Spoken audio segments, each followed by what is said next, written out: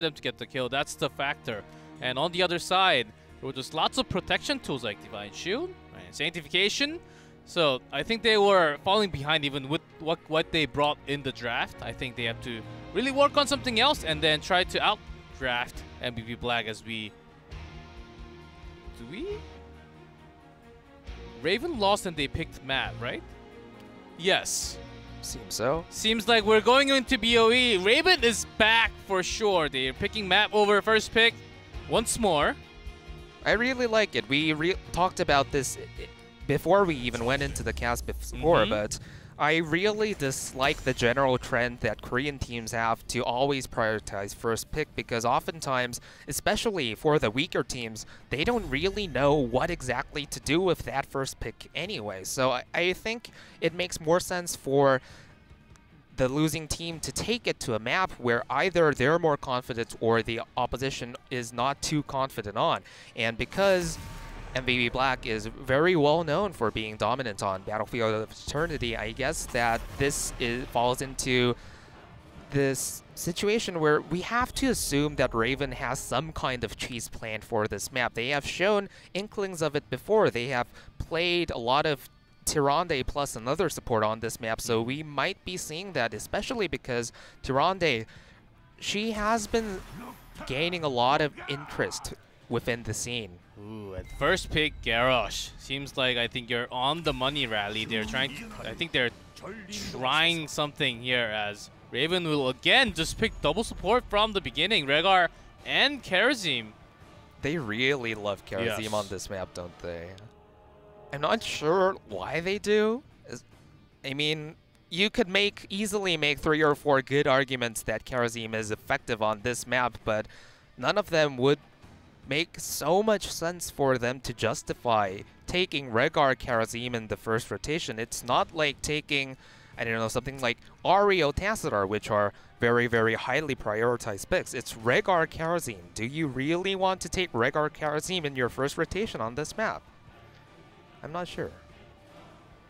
Yes, especially when there are greater priorities on... I would even agree with Greymane if it comes out along with a support, which is usually what the other teams do on the first rotations when you're second pick. With Garrosh, what are they planning here though? Some CC lock-ins. Oh wow! Triple warriors. Triple warrior. Is it going to be quadruple? I know Penta warrior. No. Okay. But this is it's a lot of tank and also sustains, lots of CCs, and once you're out positioned, you will be kidnapped for sure.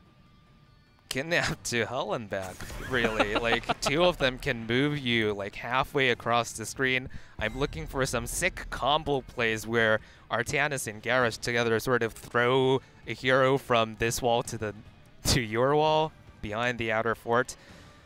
I don't know. Like, I think we have seen Triple Warrior only once in this entire phase in HGC Korea, if I'm not mistaken, and that didn't look to be that exciting of a game either. So I'm curious as to whether MVP Black think this is a viable counter to double support or a viable, you know, combination of heroes on this map, or if they're just sort of trolling and sort of threatening L5 that this might be the new good thing that they might pull out again on Sunday. Yes, I think that's the biggest match that's going to come up.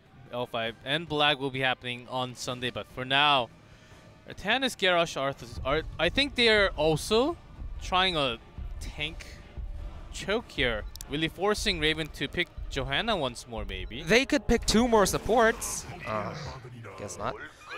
But unfortunately, we don't get to see quadruple support, but there still is the possibility of triple support, so I'm not ruling that out. But Raven go with the very standard, very boring, just let's take 2 maximum health percentage base damage but heroes. This is different now with the rework Leo Rigger. It'll be the first time in Korea being used.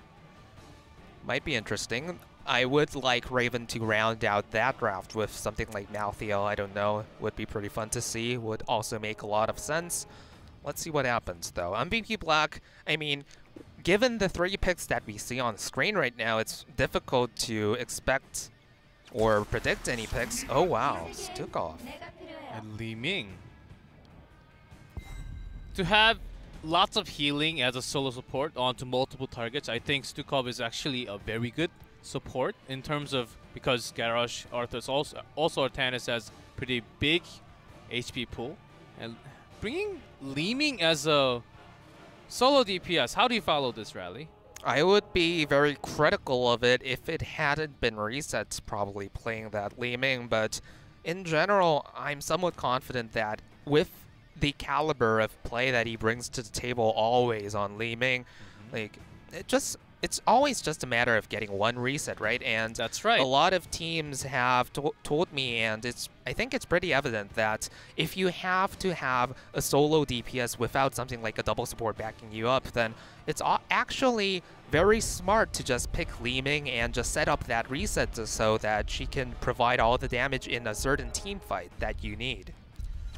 We'll see. And doubles. Okay, they already had Leoric. I thought Leoric was enough to do solo lane, but they're gonna pick up one more because I think they're really looking for that percent damage because they're so tanky on the other side. I think that's the line of thinking Raven's having right now.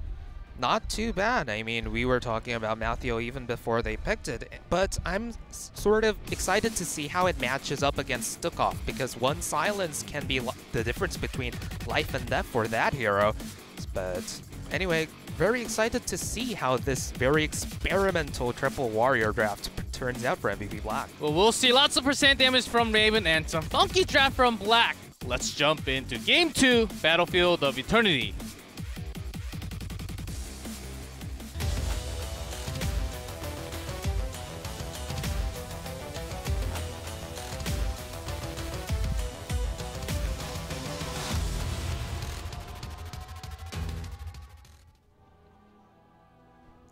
In blue, Raven, Darvish on Karazim, Hamlin on Martial, NMX on Tychus, DeYoung on Leoric, and Chum on Rehgar. And in the red, we see MVP Black with Reset on Li Ming, Sake on Stukov, Kyocha on Artanis, Rich on Garrosh, and Tist on Arthas. Rich on Garrosh. Has this happened before? And Sake on Stukov, and instead Kyocha on Artanis. Kyocha did play Artanis few times back when he was not a support. In the first Eastern Clash, I believe, also. He had some troubles in the solo lane, but of course he did have some experience playing Artanis. And Sake being on the support, he was the second support when they had lots of double supports. But I think this is the first time when they only had single solo support like this. It's very surprising how MVP Black is approaching this match, both in terms of the draft and but also in terms of which heroes they're giving to these players. And you have to wonder if they're just having a bit of extra fun or if this is actually serious. And as you said, Kyocha, oh, this is a kill. Very good combination of crowd control that we saw going on there. Yeah, so also because Tychus' basic range is only 2.5, not 3.5. It's not the Tychus you know from long time ago. So once you want to go in, even if you're in the wall, you have to be careful when there's a Garrosh like that. So much displacement. This triple warrior idea seems to have a lot of potential. I mean, obviously it could be except MVP for Black. this. Oh yeah, except for unfortunate solo kill. Well, not solo kill, but a death in the solo lane happening there. But overall, like, I guess like you could say that this is partly MVP Black being MVP Black and Raven being Raven, but the displacements that we've been seeing is real, and you have to wonder what kind of extra craziness could happen when Artanis' swaps get added into that mix. Oh, let's see. Kyoja died on top, but seems like the Immortal is doing more damage compared to everything else. Sake, that silence will be a big tool, especially when there are lots of skills on the other side to do percent damage. But Martial wants to come in. If he's silenced, then I don't think he can sustain himself as much. Of course, Raven does have double support, but they will need to have perfect ancestral healing time if Martial wants to do some action in the back line. And something that we have seen in the last game and are also seeing this game is the lack of crowd control on No Raven's escape. side. Great pick onto Rehgar again. But again, the disparity in crowd control between the two compositions is astounding, and it looks like Raven are going to have going to lose the early game again, or at least give up the first lead. So it's going to be a very difficult uphill battle for Raven because they don't even have... Okay, so I guess they do have Entomb when that comes online. Assuming that they want it. I don't think you want to take Entomb against this comp even, right? You want to take March of the Black King. I think we will actually see March of the Black King. It changed a little, and I think it's a lot better tool to actually sustain and also to zone the enemy when there are so many tanks on the other side. Well, let's see. It's solo tank Leoric for Raven, and he may go down once more if he does not really complete that walk. So if Leoric takes Entomb, then basically outside of a possible 7-sided strike, your composition has no crowd control, no burst damage. How are you going to take down 3 warriors? I'm not convinced yet. We'll see. They do have some percent damage, but those percent damage needs to be focused in. They cannot get picked off like that. First kill onto Rehgar, and they're onto the chase. De Jong gets very low, and the Max the second one to be dead. Hellman just joins the fight. Seems like it's too late. Reset Reset gets just super resets excited. over, Oh! he gets a reset. His excitement All was cues justified. land on the target. There's the swap Oh! coming up from Kyocha, and the toss. This is the wipe. This is wrecked. This is classic MVP Black more than anything else. Wow. Well, that was fun. Savage. So we can sort of expect MVP Black to take Syndragosa and end the game with the second Immortal, right? Because that's what always happens. This is deja vu at this point. Oh my. Well, that was fun. Not just fun, there was some Impressive as well. impressive actions, like individual skill shots coming out from MVP Black, just dominating that keep wall there. Whew. I'm appreciating how comfortable Rich... They even pinged it. They're having fun. I'm pretty sure Reset just asked for that. Oh my. Let's see. Didn't get the keep down yet, and we're only 5 minutes into the game, but seems like the level difference is getting bigger and bigger as we have MVP Black soon reaching 9, soon level 10. If they take the fort down, they will. There's a first toss on the NMX. There's a focus. Rich is also very low, but doesn't have the armor available. He goes down. That's a 1-1 trade. Chum dives in for the damage, but he does not get the kill. Then he will be dead.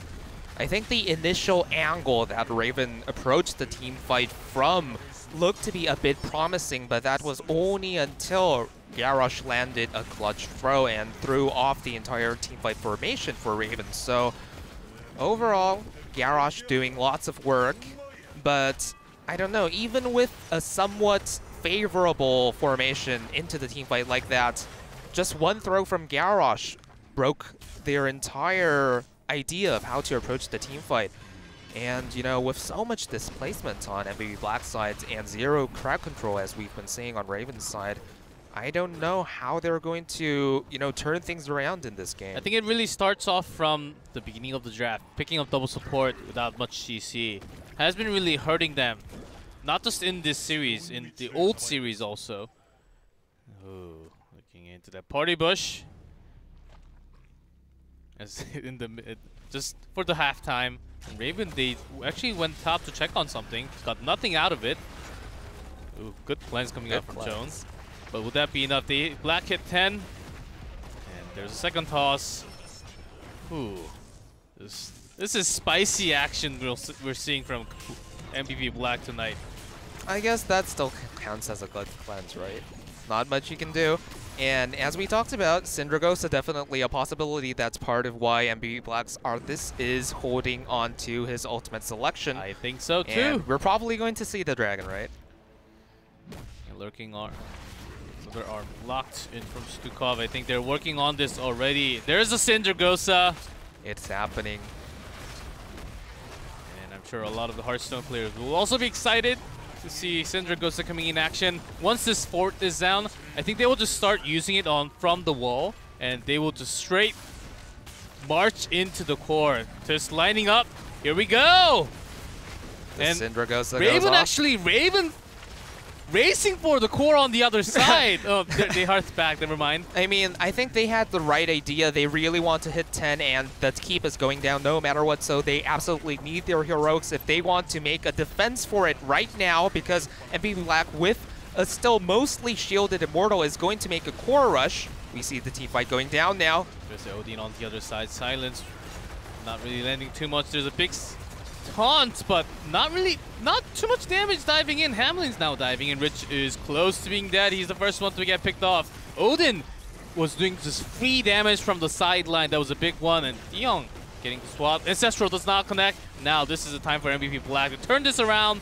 There's a silence. That's second kill. This Immortal is already onto the core. This may be game over. I believe that had not they made that fatal chase that was so unnecessary, they might have been able to defend this. But Raven failed to, you know, be more calm in their decision making. They got so excited that they won the team fight that they started chasing where they absolutely should not have. And we saw what Raven was trying to go for in the last team fight with so much percent health damage going down in the form of Malthael and Leoric's ultimates, both of which were used pretty well. And that's what led them to win the team fight. But after that, missing the Ancestral, chasing too far out, very disappointing last-minute decisions, but overall, I can't fault Raven too much. That was a really good team fight at the end there. Also, the decision to just let go of the keep and go for the top four to gain access to their heroes, that was also a very good decision. Ultimately, they got too excited, but that's what happens. Yep, I think they were also pressured, and because they were behind so much, they had to do something. And I think if they actually stopped and went for the Immortal, they could have gone into a longer game. I don't think they could have won that game, but MVP Black also showing some fan service, I think, tonight with game 1 and 2, just picking lots of unseen heroics, unseen heroes oftentimes. We saw Jaina, we saw Leoric. What is it going to be next? Gazlo? Chromie? Morales? Well, we'll see. There will be a short break coming up very soon as you hear the music now. Only 5 minutes, guys, so just do not go to sleep. Just take a minute, take 5 minutes, and we'll be back very soon.